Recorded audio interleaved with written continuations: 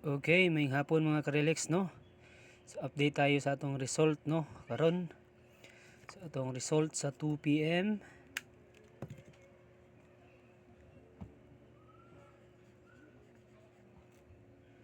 Na to mga karelax is 419, no?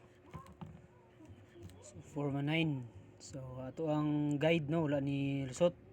So padayon na to ni sa 5 PM mga karelax, no?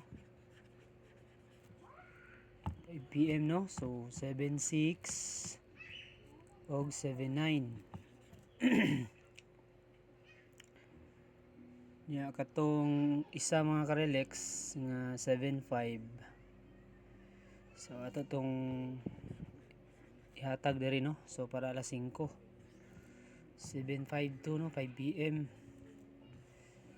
So muni ato update karon mga karelax sa 5 PM. So good luck mga karelax, good luck.